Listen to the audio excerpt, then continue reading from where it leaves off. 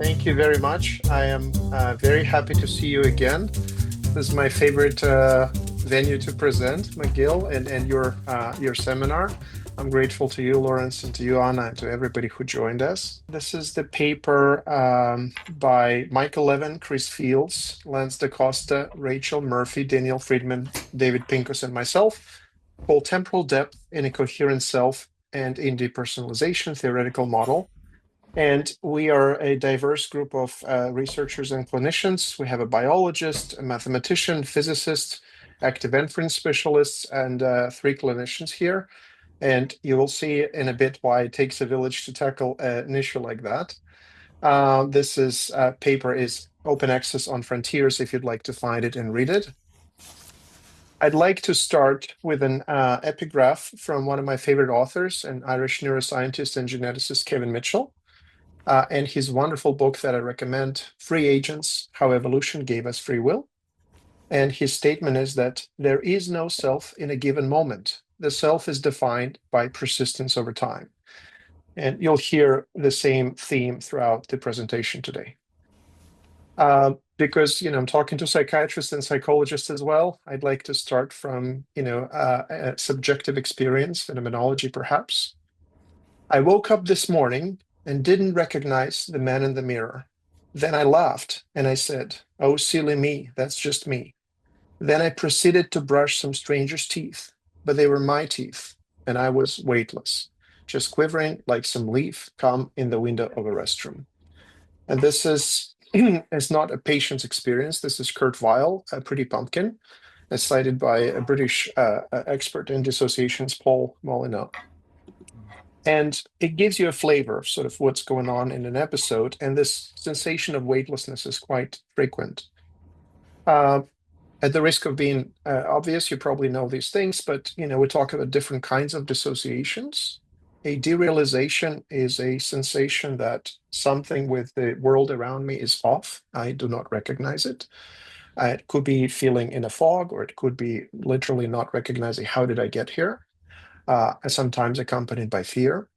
Depersonalization is a feeling that's not recognition of myself, and it may escalate to an out-of-body experience, but there are milder forms of this feeling and mental state. And there is dissociative amnesia, which is what the name suggests. It's an amnestic episode that is not necessarily related to substances, a gap in memory. Dissociations are a spectrum. They range from mild to severe. They can be transient or chronic, benign and pathological. And we probably all of us experience benign forms of dissociations, such as meditation or flow states, dream states, and sometimes during driving. And these same experiences can escalate to more severe forms. When we talk about clinical phenomena, then they have variable etiology. The psychological traumas may lead to dissociations, neurological conditions, substances, seizure, anesthesia, and sleep. And there's a construct we call dissociative disorders, of which DID may be an example, or DPDR. And these are circumstances when dissociations are chronic and they cause clinically significant loss of functioning. Typically in the history of these patients, we see trauma, often complex trauma. Each of the authors of the paper had their own motivation, but I was interested in the clinical applications of this model.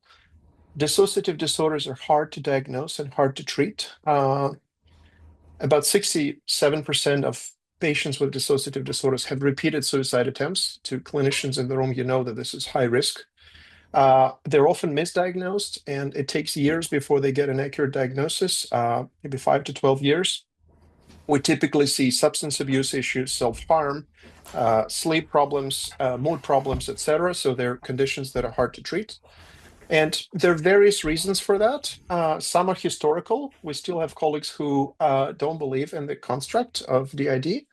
But one of the reasons that we try to tackle is that there is no unified model of dissociations. We kind of have ships in the night. We have neurobiological theories, such as corticolimbic inhibition hypothesis, psychoanalytic theories. We have computational attempts, but these things are mostly not related to one another. So we're trying to integrate, and because we can't talk about everything, we highlight just one aspect, one feature of any dissociative episode, and we call it temporal depth collapse. I will talk more about temporal depth, but briefly, this is it indicates how far into the future we can plan. So our hope is that this approach, integrated and focused approach, would allow us to develop more accurate diagnostic procedures and higher efficacy of therapeutic work. The main thesis of our paper, that a collapse of a temporal depth correlates highly with the onset of any dissociative episode of any etiology. In an earlier draft of the paper, we had a stronger statement that it's necessary and sufficient, meaning that you cannot have a dissociative episode without a collapse of a temporal depth. And if you have a temporal depth collapse, you will dissociate. We do not claim that it's the only cause or the main cause of dissociations. What we claim is that it's the common pathway of dissociations, such that a person may have a seizure or they may use ketamine, and they will experience a collapse of the temporal depth and a dissociation. And we hope that the focusing on temporal depth and its restoration may be one of the additional strategies in therapeutic interventions. As I've mentioned, we have diverse group of authors. In addition to multiple disciplines, we try to integrate top-down approaches from the first principles, such as free energy principle, with bottom-up from data collection. We try to integrate computational and phenomenological approaches, so we try to integrate the theories. I'd like to also mention the slide from Michael Levin and Chris Field's work about evolutionary developmental parallel. All of us in this room, so to speak, were once a single cell, and we traveled the developmental journey into who we are now from that single cell. And in evolution, we were once single cell organisms, and then we became multicellular organisms. So there are a lot of parallels between evolutionary development and our human development at a very different temporal scales, but we see a lot of similarities. And on a horizontal dimension here, you can see that they're diverse organisms. And we can talk about a skin cell or collection of skin cells, an entire human, a collection of humans, and indeed artificial organisms and chimeras and xenobots and Michael Levin's work and anthrobots and AI systems. So our model is material independent. And we'll, when I mention mammals, we will talk about specifically how it is applied to mammals. This may seem like a little bit of an A-side, but bear with me, I'm trying to kind of take you on a journey here. And when we look at things at a very small spatial scale, such as a Planck length, then at that level in the quantum mechanics, there is no things and there is no objects. Let me show you perhaps a picture of that. And what you see here is quantum foam. This is an invention of John Wheeler from 1955, I believe. If you're interested in physics of that, you can refer to Chris Field's wonderful chapter about boundaryless world. And there's many reasons why this is so. A primary one is uncertainty principle, but there is no differentiation. There is no me and you and objects and apples. It is sort of this world of continuous distributions, probability distributions. Now, if we move from this quantum world to classical physics and to the world we live in, then in language, we use words, and words denote objects, such as this pen. And, when we study mathematics, we have numbers like 3 and 5. And when we use integers, 5 of what? We count things, 5 apples, for example. So what is a thing? A thing is something that is demarcated, differentiated from the environment by a boundary. It can be a non-living thing like a rock, or it can be a living thing like a cell or a lizard. And in computational theory, we talk about a Markov blanket, which is an informational boundary separating the thing from the environment. And formally, it's called conditional independence. Now we can move from things to something called agents. And there are multiple theories of agency in biology and in psychology. but I'll use one criterion, which is perhaps slightly simplified story. This is from the same book by Kevin Mitchell. Agents can cause things in the world, while things cannot. If I go back here and take a rock, then you can use the laws of physics, specifically Newtonian mechanics, to know exactly what's going to happen to this rock. If you know the mass and the mass of the Earth and gravitational field and the initial conditions, then you can know the position and momentum of this rock. And this is determined by the equations, by the laws of physics. With agents, this is not so. An agent may decide, like this lizard, to jump up or go left or go right, and there's nothing in the equations and the universal laws of physics that you can use to predict that, because the agent may choose to do that. The agents can cause things like that. And one of the specific things agents cause is their own persistence. I will talk about that in the FEP terms first. There's a difference in FEP between an active inference system and a thing. And I'll illustrate it with this wonderful metaphor that I really like. I find it to be poetic. A snowflake with wings. If you take a regular snowflake and it just falls down, then if it hits the layer of the atmosphere in which there's warmth, it will just melt, and that's that.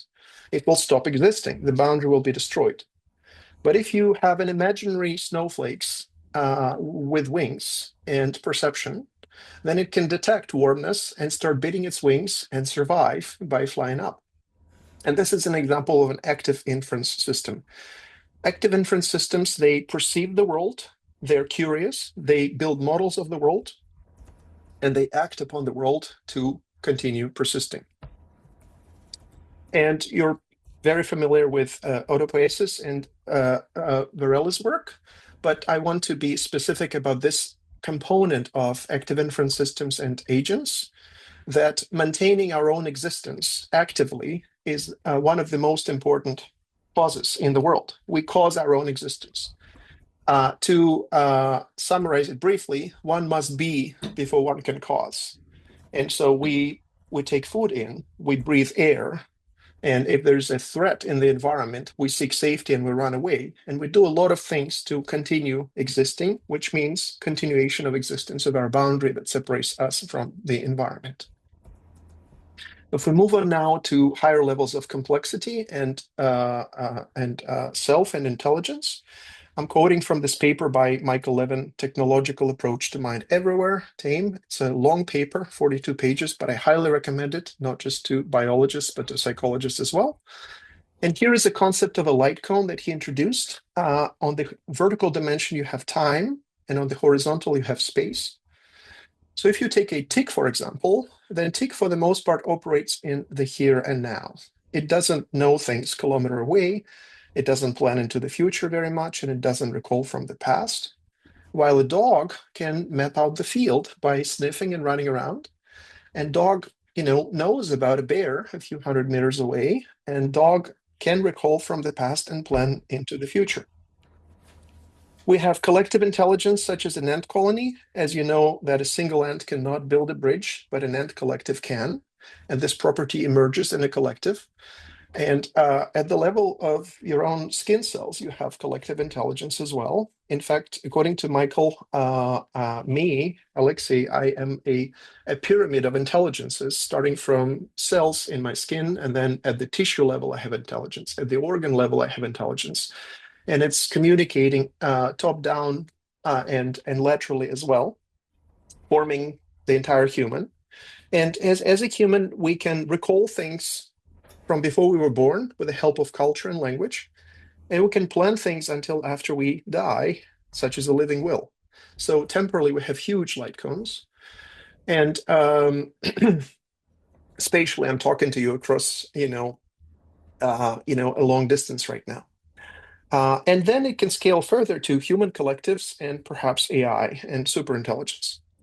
Now, humans don't always operate in this regime of a large light cone. This light cone can contract and expand, and this is what the paper is about. The changes in the temporal depth, by the way, temporal depth is just the vertical dimension of the light cone.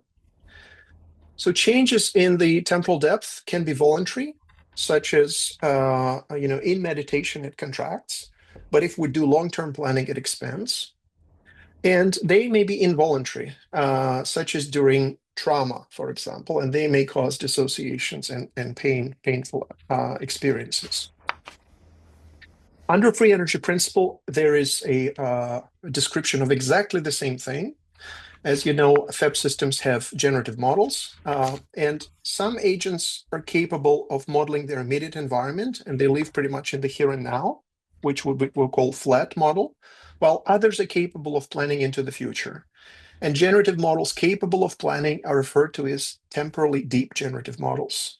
Again, a rock is actually a FEB system, and it does have a Markov blanket, but no perception, no planning, no depth. A bacterium has very little planning. A rat has a little bit more. And humans are capable of very advanced planning capabilities. Now, I've talked to you about things and agents, and perhaps material things like tables and chairs and pens. And there's a mental thing, which we can call self. And perhaps psychological self. And in our work, we state that self depends on an organism's ability to infer or to form beliefs. And we have two classes of beliefs.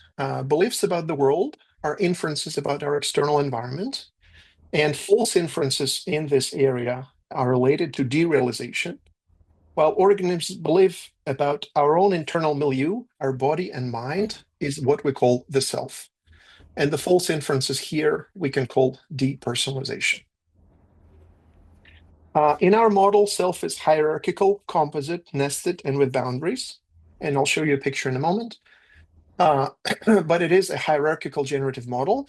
And before we talk about components, if you look at its entirety, then the entire self is separated from its environment by a boundary. In fact, we call it a Markov blanket, which is conditionally independent from the non-self. And to reiterate, under FEP, a Markov blanket is an informational boundary. This is not skin or blood-brain barrier. This is informational boundary. I would like to emphasize that self, a collection of beliefs, is a model. It is not an organism. The organism constructs and implements the self. So the self is quite literally a construction of the mind. I'd like to maybe ground this point and give you another illustration here from Michael Levin's early work, his dissertation. What you see here at the top left corner, a collection of cells, is a blastoderm, from which, in the normal development, you will have a duck. And you see a green shrimpy looking thing. This is a duck embryo. And that happens if you do nothing. But if you scratch the blastoderm with a scalpel and the wound heals, then the same exact collection of cells may evolve into three different triplets. So what's going on here? You have the same hardware, so to speak, that in one set of circumstances develops into one self, and another set of circumstances in three different selves, but the hardware did not change. So this illustrates in very concrete terms that the self, even the number of cells, is computed. So in our model, again, self is hierarchical, composite, nested, and with boundaries. And each component is separated from other components by its own Markov blanket. And because we claim hierarchy, there's something called the core self, which is in the informational center of the hierarchy. And around it, there's more peripheral components. Perhaps we can illustrate it with this picture that builds complexity from a symbol generative model to a hierarchical one. And you can see at the bottom picture, the core, perhaps an illustration of a core self. The core self is something we borrow from Jaak Panksepp and Mark Solms. And now this is biology. This is not material independent. And the core self in mammals is anoetic, non-reflexive, and dominated by raw feelings. This is pure affect.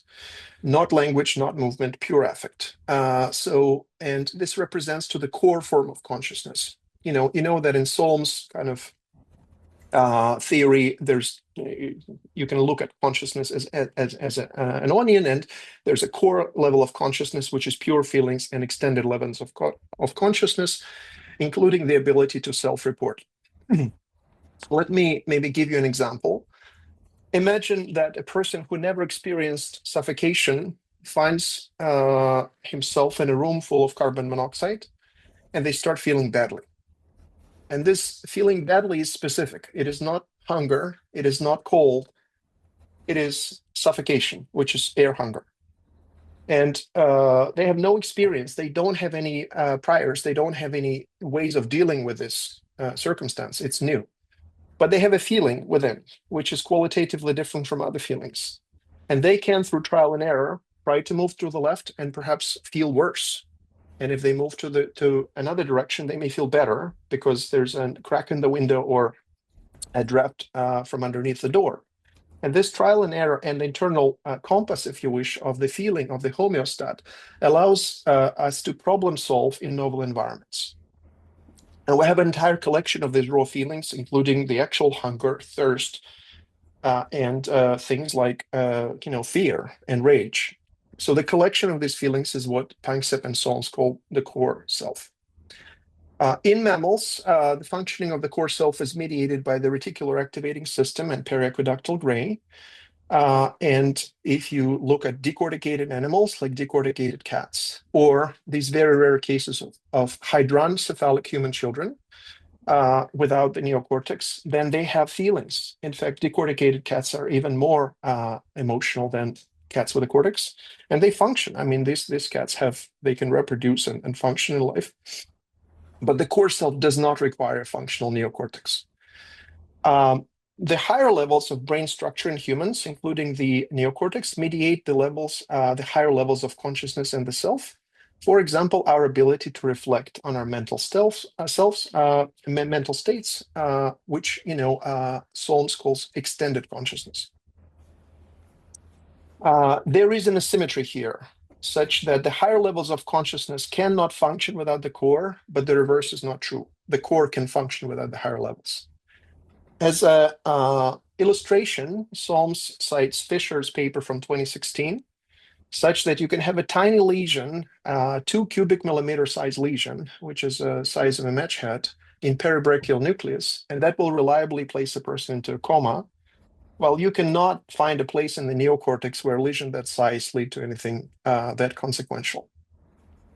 Again, peripheral self components cannot function without the operational core, which creates the hierarchy.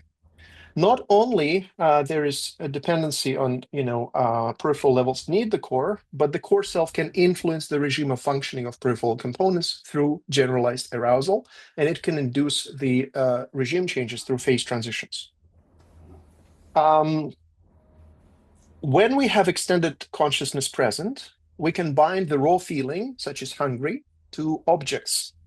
And so, construct things like, I want an apple. I mean, those of you who like Freud can talk about the drive that sort of cathects to an object, And this may take forms of self-reflective, recursive things such as, I look pale with the I present, or I am a pessimist. And these are forms of metacognition, where we have a mental object, I.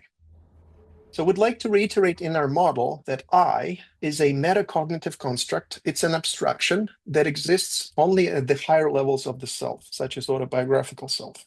It is not used or needed with raw feelings. It is not needed at the core self level. Peripheral self components include autobiographical self, bodily self, social self, etc. And each of these is separated by its own Markov blanket, and each of these has subcomponents, such as my arm is a subcomponent of my bodily self. And generalized arousal is an important, if you wish, information flow from the core to periphery and back, which can induce regime changes. One of the interesting qualities of self that was one of my inspirations for the paper is coherence. When I read Levin's work, and he makes a very bold and very courageous statement that all intelligences are collective, and that affected me deeply to realize that I am, again, a pyramid of intelligences, but I don't feel this way. I feel like the same Alexey. In fact, I feel like the same Alexey I have been a few minutes ago, and I predict to be the same Alexey a few minutes in the future. And philosophers wrote about that.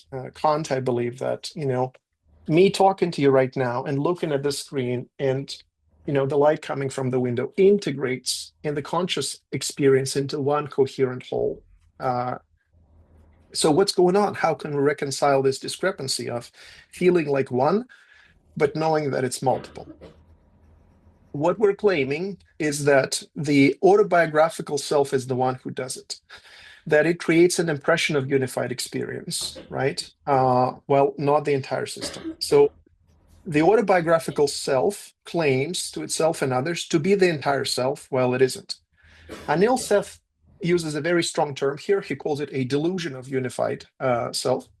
We think it's too strong. We'd like to say belief or illusion, if you wish. But, it's the autobiographical self that deludes itself by believing its own report. And that's to put it differently, is that belief I am whole is happening at the level of autobiographical self. And so the unity of self is a belief. It's an inference. In addition to coherence, there is continuity in time, which I've mentioned before. It's tautological, but when we talk about Markov blankets, then the self remains the same, which means persists in time, while all the processes, communications across the boundary remain functional. And this is what it means to remain the same. Another component here, which goes back to Ludovic Dugas, who coined the term depersonalization, is the recognition of familiarity or perception of novelty. I mean, when you see a person at the railway station and you think, oh, you sound familiar, I may have seen you before. And this system can be applied to, again, recognition of the environment and perception of it as novel or familiar, and of the self, which Dugas actually studied déjà vu and jamais vu, and you could make a case that jamais vu sounds very similar to a depersonalization. But in our language, we talk about this as a binary system, familiar and novel. I mean, if you dive down into how sort of it works neurobiologically, then it is not binary. It is a spectrum with probabilities. But then we coarse grain into familiar and not familiar. Crucially, representational capacity is important. A deep generative model under FEP, the model that can plan, requires an ability to generate, store, and retrieve counterfactual data, which is a fancy term for memory. We cannot have that without memory system. And there's different kinds of memory that we use. So when a specific representational capacity is completely or partially impaired for whatever reason, the agent completely or partially loses the ability to infer, which leads to depersonalization and derealization. This is a view of the same thing from nonlinear dynamical systems. When I told you earlier that I am persisting in time as the self, I am the same Alexey as I have been before, and I plan to be the same in the future. In mathematics, we call it a set point attractor, which is a system that oscillates around the minimum of variational free energy. And that is indeed a stable configuration. I am me on average. And if I have small deviations up and down, then I will still land on the attractor basin. However, when there's a certain influx of energy from the outside, such as trauma, then this stable regime can be destabilized. And so then temporarily, when we go through, the traumatic episode, we can move from this stable regime to something very chaotic and unpredictable. And then after the exposure to trauma, our functioning can settle into another form of stability, which can perhaps be depicted here.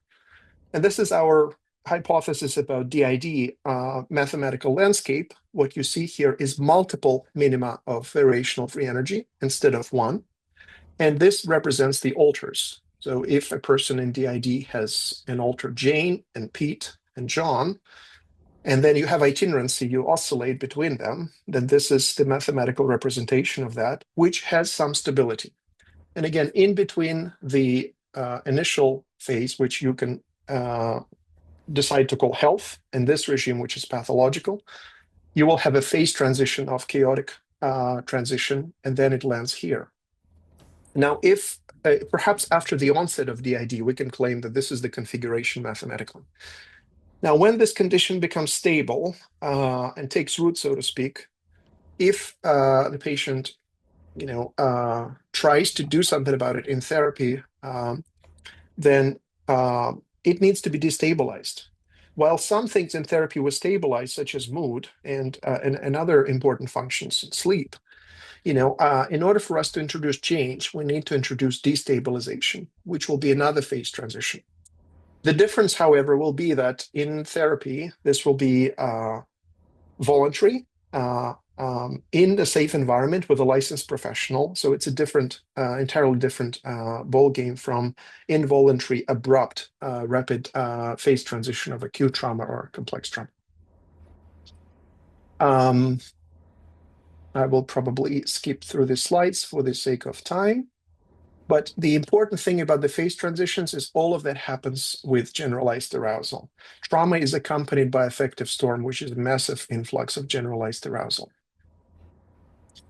In terms of clinical observations, when we talk about dissociative disorders specifically and not seizures, then in dissociative disorders, what we hear most frequently is emotional flatness or deadness or numbness, right?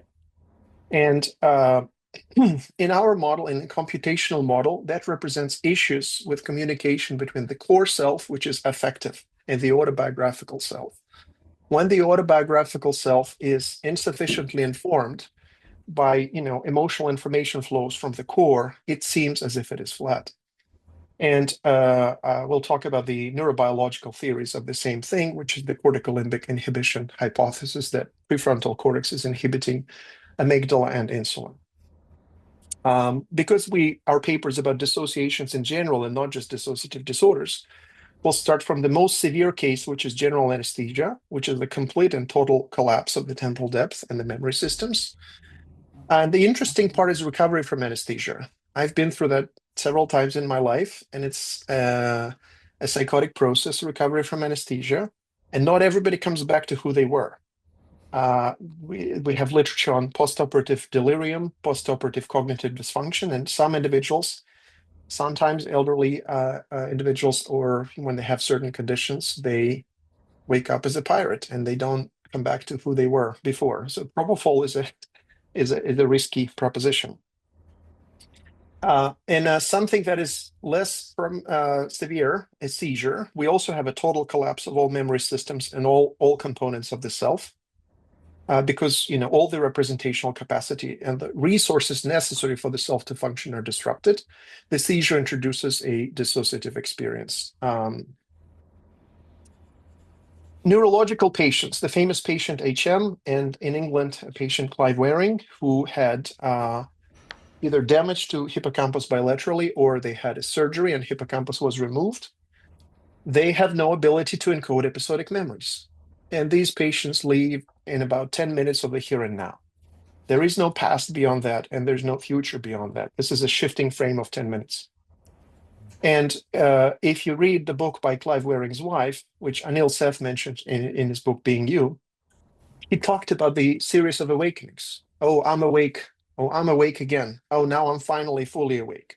So there is no continuity of self. It is perpetually disrupted. And if you don't tell people what the pathology is, you just show them the narrative of Clive Waring, you show it to a DID specialist, they will likely conclude that this patient is perpetually depersonalized. With substances, we talk about ketamine, high doses of THC, ayahuasca. These are dissociative agents, and depersonalization and derealization both happen, as well as dissociative amnesia. But crucially, these patients report a disruption in time, and planning is certainly impaired. With alcohol, when there's an episode of alcohol intoxication leading to blackout, that's an amnestic episode, a discontinuity, a gap in memory. And without alcohol, when there's an acute traumatic episode, acute PTSD, one of the theories is that there is a disruption in an episodic memory system because of the flood of cortisol, and hippocampus is reaching cortisol receptors. The stable episodic memory is not encoded, is not laid down. And there's a missing, and there's a gap in the memory systems. And it is involuntary dissociative amnesia and traumatic amnesia. This is the older theory about what's happening here neurobiologically is called the corticolimbic inhibition hypothesis from 1998, Sierra and Berrios, which is about PFC inhibiting parts of amygdala and insula, resulting in this emotional flatness. But this theory has been revised by a wonderful Canadian researcher and clinician who is well loved in dissociative world, Ruth Lanius. And we're very fortunate that she was one of the reviewers of our paper. And I highly recommend this paper to you. She talks about two regimes of dissociative patients: an overmodulation, which indeed will feel as if it's emotional numbness when parts of the limbic system are inhibited. But there's another regime that may happen in those same patients called undermodulations, when things are reversed and they're very emotionally labile. Now, we know clinically that a flashback, a post-traumatic flashback, is not emotional flatness. It's a highly emotional experience. And so I'm glad that she opened up this space and there's higher flexibility and at least two different regimes of functioning. So she made the corticolimbic inhibition hypothesis more dynamic with a lot more variability. She also talks about a wider anatomical network, including thalamus, ventrolateral and dorsolateral parts of periaqueductal gray, different regions of amygdala, and she talks about kappa opioid and endocannabinoid systems. But there is a sophisticated neurobiological theory of everything that I covered today, and it comes to the same destination that we talked about. At a simpler level, when I've mentioned representational capacity,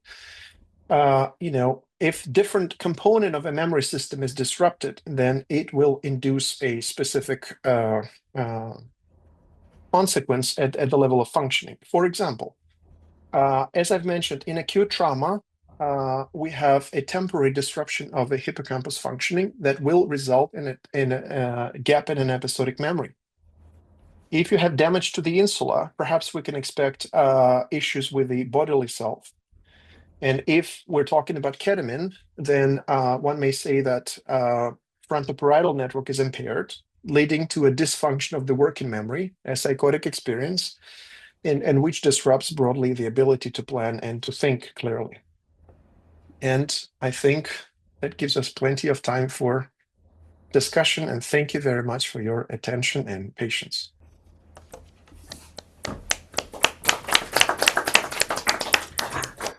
Thank you. Yes, we are moving toward it slowly and carefully. I think that the path is to build a theory and then to build the clinical models, to test them thoroughly. We're in the process of doing a computer testing right now of this model, which it will be wise to do before we move on to humans. But I will tell you that leading clinicians and researchers in the world of dissociations, Bethany Brandt, Ruth Lanius, indeed, they've developed this program called Finding Solid Ground, which I highly recommend. And if you look at what they do in the initial phase of the work, it sounds a little paradoxical, but it makes sense in the context of our paper, is the grounding technique, the grounding experience between the therapist and a patient is precisely the collapse of the temporal depth, but it is safe and it is in the therapeutic environment. So the idea of restoring the ability to have a large light cone and a large temporal depth paradoxically may happen through, controlled and safe collapse of the temporal depth. So they do things right now in the work. And if you're familiar with mindfulness exercises and meditation, then I think that that people do interventions today which modify the temporal depth. Our attempt was not just we really want to get to therapeutics, but we want to also start by being clear that time matters in these experiences and what happens to time, and then around that we can come up with multiple avenues of clinical applications. I don't know if that answers your question. Yes. Yes. It's a great question. For some reason, my mind goes back to Bethany Brand and Ruth Lanius and Frank Putnam, where in the grounding exercise, one of the things that happens, one of the most immediate spatial returns is our body. because emotional numbness is accompanied by being in our heads and slightly to one side. We are in our thoughts. We're in this virtual reality, and getting back to embodiment, the sensations in the body, is just as difficult for these individuals with dissociative disorders as realization that I am scared right now, or I'm, So I don't know if that answers your question, but this is a step toward it, and to sort of the reconnection with the physiological experiences, interoceptive awareness, and that maybe is a component of the work. I wanted to maybe qualify my answer, and I appreciate your question. That there's a reason why uh, dissociations happen, and there's a reason why there's a detachment from the physiological, somatic bodily experiences, and here is because it hurt. It was a lot of pain, and this is a very kind of severe psychological adaptation or defense, is to kind of, if you wish, turn off the mind in an episode of dissociative amnesia. So it is important that all of these things are contextualized. We're not just kind of forceful into going back in the body. All of these things happen through building a therapeutic alliance, creating the safe environment, taking time, crucially taking time. Some trauma therapists start kind of exposure on a second session, and that I think is a mistake. So it is vital to create the space in which these patients who are very, very traumatized can gradually start doing it with another person in the room, and having that dyad, having the sort of therapeutic experience through which they do that, and not at home on their own. So that's just context for what I said earlier. Yeah. Yes. So it's a question and a challenge, I would say, and it's just very sophisticated. We can talk about for hours here. Well, if you ask Michael Levin, he would probably say that he's not a computationalist; he's maybe anti-computationalist. And there's the question of embodiment that comes here, because computational theories could be disembodied, and we can apply this model to a piece of code. To me, what matters and what helps here is clarity. And there's levels of abstractions in sciences. Some people would say that biology can be seen as based on chemistry, which is based on physics, which is based on mathematics. If we coarse grain the levels of abstraction and we look at patterns in mathematics, we can develop clarity. We can see some things that are not seen if we're sort of drenched in details and we are looking at everything through the same time. And to be very honest with you, when I read papers by psychologists and book by psychologists, I'm lost. And it is complex indeed, but there's a tundra. There's a bowl of spaghetti of everything they throw at you, and they talk about everything at the same time. And when you try to highlight one specific feature, we're not getting anywhere, because they're saying, and this matters, and that matters, and everything matters. So I think that mathematics allows us sometimes to get clarity on a specific part of what we're dealing with. Computational models also allow us safe experimental things, such as, with our paper specifically, we've developed a model. What we're going to do next is a computational model. And it may sound weird to you, bear with me, Lawrence, but perhaps a virtual rat in a T maze. But what we will do, because what we formed as a hypothesis, this is not a truth. We claim that temporal depth collapse will induce a dissociation. Frank Putnam, one of the founding fathers, if you wish, a great specialist in dissociations, thinks that this isn't so. Thinks that they are very related and correlated, but the causal direction is different. So I don't want to test it with human beings if we can test it virtually. And if the model is disconfirmed, then we have to update the model. But I do think that model building is important, and we have it in psychiatry. We talked about monoamine theory of depression is a model, or we have psychodynamic models, or we have cognitive behavioral models. Yeah. And I think that including computational components allows us to build something very sophisticated, contemporary, and have some kind of ability to work with this. I don't know if that answered your question. Yes. Very interesting thoughts, and I have to read your work again. And so I think on the narrative part, I may most respectfully take a different stance, because I think that here's what mathematics allows us to do. We're talking about probability distributions where there's no need for language. If we're talking about things like somatoparaphrenia or Capgras delusion, we can explain that without any words whatsoever, where there is an inference based, there's a belief based model of my body and other individuals, and there may be false inference, false beliefs. To cite Carl Friston, if we talk about a belief system, that there are two basic issues of inferring something that isn't there, right, which is sort of hallucinations or delusions, and not inferring something that is there, which is a different type of error. And depersonalization gravitates more toward the latter. And this whole thing we can describe with probability distributions and no words necessary. So I think that these clinical phenomena may happen in pre-verbal or non-verbal organisms. But I do know that language is extremely important in culture, and so perhaps it plays a part. Mm, Another thing you've mentioned is mm, right where Solm's work and Panksepp's work. And I do think that it's not useful to talk about dissociations when we just have the core self. When I have a decorticated animal, they're just raw feelings. It's just hungry. It's not even I am hungry or I want an apple. It's just hungry, right? But I do think that when we have built this big hierarchical system with a coherent self, which is a belief in and of itself, and then it changes, such as it fragments, or we lose continuity, then this is what we call a dissociation. It's a deviation from a certain regime of functioning that we have, right? And maybe, on a human level, I can give an illustration that we can all relate to. When I wake up in the morning, it's not immediate that I can orient myself to person, place, and time. It's a while before I realize, oh, it is Thursday. So what is going on here? And I think we reconnect to our autobiographical memory systems, and we need the memory systems to orient ourselves, and without them we cannot do that. So it goes back to what I've mentioned. And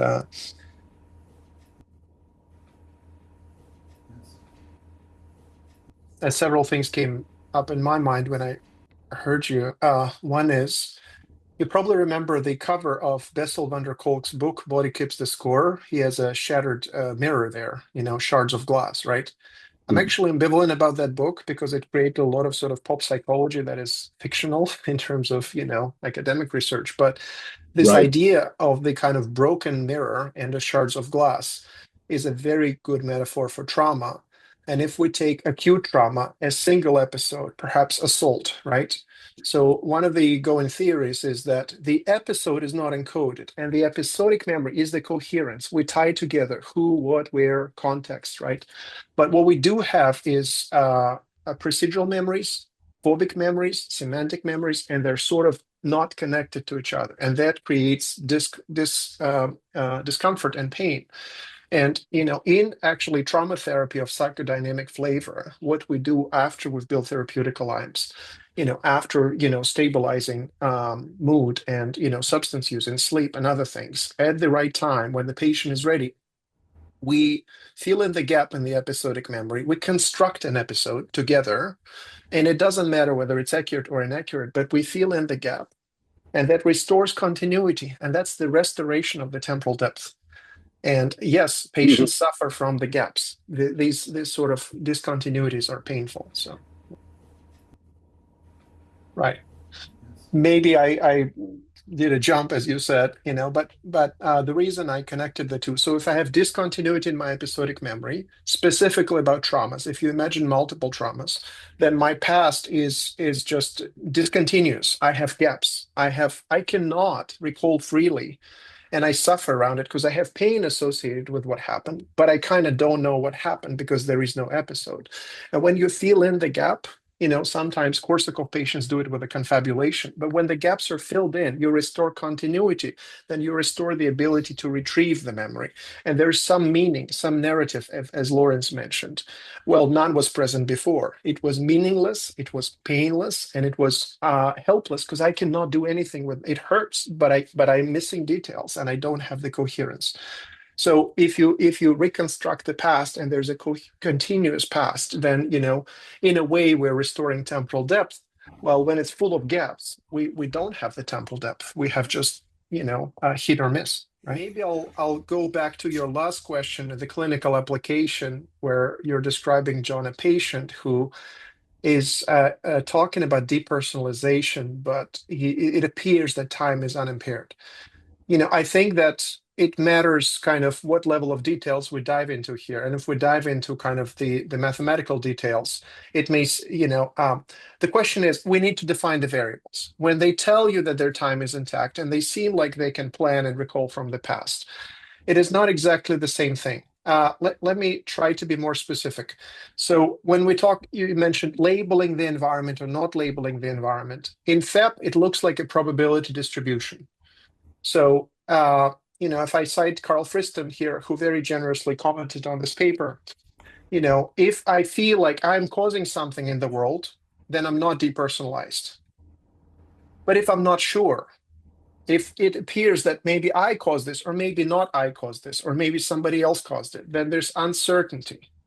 And this uncertainty about me being able to cause things in the world, mathematically means that the model collapsed. I cannot really plan things into the future if I am not even sure if what I see in front of me was caused by me. So that means that the temporal depth collapse happened. But you can, in your experience with a patient, hear something about their future. And when we talk to patients, there's many things related to time. For example, there's a sensation where the time is flowing fast or time is not flowing fast. But the temporal depth has to do with in questionnaires that we administer to patients. For example, differentiation between what is actually in the past, what is in the present, and what is in the future. There's some confusion about that. But basically, the temporal depth collapse in clinical conditions is associated with a lot of uncertainty, a lot of anxiety, a lot of kind of I don't know business. And in that state, we don't have an ability to have kind of functional use of our light cones. You mentioned a few other things. Edelman, I'm afraid I probably need to read more about. And you talked about light cone. Yeah, from Minkowski and Einstein, they had a different picture of a light cone for sure. And this picture is Michael Evans. This isn't mine. This is his concept. Okay. But what he shows is you have most certainty in the here and now. This is the most informed, the most kind of, the least of free energy. As far in the future we go, and as far in the past as we recall from, there's less certainty. And it is very interesting, actually. Levin talks about your past self talking to your present self through the memory systems. He called them selflets, So, and there's a bow tie in the present where you open up the memory system, you reinterpret it because this memory system is not set in stone. You make meaning of something that happened in the past, in the here and now, and then you plan for the future. To quote Solms, our memories are about the past. We use them in the present, but they're for the future. And the present, the here and now, is the bow tie. It's the center of the architecture. So, but this is the most informed. I may have forgot some of the details you've mentioned, but so thank you for your interesting questions. Yeah. I took notes, but if I forgot something, maybe you'll correct me. And with first of all, I wanted to your comment about Korsakoff and Alzheimer's that relates to what Anna said before. And one of the differences is in progressed phases of Alzheimer's, usually insight is not there. And the patients are amnestic, but they don't suffer as much. In fact, they're usually not depressed. And you ask them, "Are you? I'm okay. What's going on? Everything's fine, right?" And with Korsakoff, it doesn't appear to be that there's a lot of suffering, but the gaps are filled in with confabulation big time. What were you doing yesterday? Without a shred of doubt, I was with my buddy John. We were drinking beers and, chatting while he was in the hospital. So, but when we have patients who start getting retrieval issues, for example, because of sleep problem or whatever, usually it's not emotionally neutral. People are scared because I think that having a gap in memory for us is a scary experience. We feel what's going on with me, what's my condition, but also helpless to use our past. So I don't know if there's sort of gaps in memory that are completely emotionally neutral. And with Korsakoff, exactly, yeah, there's the feeling of the gap in a specific way. Now, you mentioned the physiology. I'm cautious here. I'm influenced by this book by Luis Pessoa, who is at University of Maryland, where we have this kind of idea from the past about the modular brain. your insula is doing this, and your amygdala is doing that, and your PFC is doing that. But first of all, what is insula? Does insula, is there a clear boundary of the insula, or it's something we agreed to call that? And where is the boundary of the insula? Now, also, when we say amygdala is doing this, let's say basolateral amygdala, it may do that with this state of thalamus and that state of prefrontal cortex, which is context, right? It doesn't like PFC is blah, blah, blah, is a very old story. It's a very localization. So it's not easy to sort of pinpoint and say that part of the brain is doing this, and this part of the brain, when impaired, causes these symptoms. It's the entire nonlinear dynamical system, which is complex and hierarchical, that together results in functional impairment. And our paper is about functional impairments. But also, we do list these very kind of clear-cut severe cases of hippocampal damage that happen in adulthood, which results in episodic disruption, which is physiology. We can say here is the temporal lobe issue. And if we're talking about ketamine, then perhaps the frontoparietal network, dorsolateral PFC, and the parietal regions, which mediate the functioning of working memory, we need to label the entire network that mediates the functioning of working memory. And so maybe to answer your question, it may be that the memory impairment of some kind is responsible for it, and you can call it the cause, which then functionally looks like we lose time, and then functionally we end up dissociating and depersonalization happening. And it takes me back to this debate of what causes what. This is also a story of very classical physics. If you go back to kind of Chris Fields and, we can only say that, this caused that. In our, this doesn't exist in quantum world, So, there's certain assumptions that we do, and a certain kind of things happen when we talk this way, that A caused B. They may be entangled, in which case you can differentiate what caused what. But let's just say there's a high correlation between temporal depth collapse and dissociative episodes, and how can that be useful is the question. Then you mentioned, I think, narrative exposure therapy for trauma. Did I hear that right? Episodic memory is not necessarily narrative. Christine Alberini in New York City studies episodic memories with rats. There is zero verbal narrative, but there is spatial kind of context. The what, where, etc., can happen without any words whatsoever. And we can, debate about the language in the rat, and sort of there's a different kind of representation. But, the audio verbal language that we use, the words that I use with you now, there's episodic memories that are not that way at all, and they can be impaired or not impaired. But so I do think that narrative everything, and the Michael White and the narrative therapy broadly, is a useful framework for family therapy specifically, but is a bit also kind of neocortical, and I think narrative is hugely important, but it's only a part of what's going on. And the sensation of being with a therapist in the room and crying together, no words could be exchanged, but it can be healing and cathartic and restorative. And so a lot of other things happen in addition to the verbal exchange. And narrative may happen and may help some, but may not be the full story, and may not be sufficient for lasting improvement. I don't know if that answers your question. So. It's a great question, and I'm afraid I may be not equipped to talk about possession and the spiritual components. But if you talk about psychedelic agents and ayahuasca, very hip and cool now, the Robin Cartwright Harris in England, and sort of, ketamine assisted therapy is very popular. I will say that there's a little bit of fashion influencing what's going on, where ketamine clinics are popping up on every corner for so-called treatment-resistant depression, and it's a big business. I will say that psychedelic agent in and of itself is not sufficient. You need a clinician in the room who knows what they're doing to provide safety, to gradually do it at the patient's own pace, and to, but where they may have some efficacy as an addition to therapy, as an adjunct, is some conditions are very entrenched. Some conditions are very rigid, like obsessiveness. And you can talk to a person for years and years, 4 times a week on a couch, but what this agent may do is induce plasticity, in which it's sort of an altered mental state, And, together in a dyadic experience with a therapist in the room, this experience together can be used to perhaps get somewhere and introduce some change. And that's perhaps as one of the components, not a replacement of therapy, but one of the additional components of therapy. And I'm cautious about ayahuasca retreats and other places where there is no licensed clinician in the room. Perhaps they're shamans, but I don't know anything to say about it. I will say that this happens, but I cannot talk about the efficacy of these experiences. If the maladaptive regime, if the pathological regime is entrenched and stable, then at some point, psychotherapy implies change to include, Shedler, there is no therapy without change. So we are destabilizing something in a safe regime.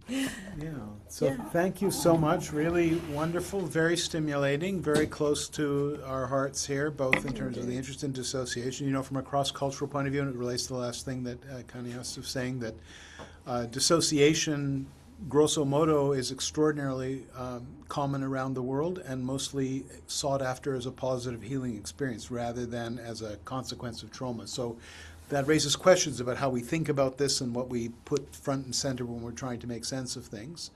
And I think and then the effort to use this kind of modeling where we really get back to basics about how the nervous system might work and what the self might be, I think is very, very rich. And I want to thank you for very stimulating talk. So I think we all have lots. I can only underline that. Thank you so much. Thank you very much, everybody. Thank you. Bye-bye. Bye-bye. Bye, everyone. Thank you for joining.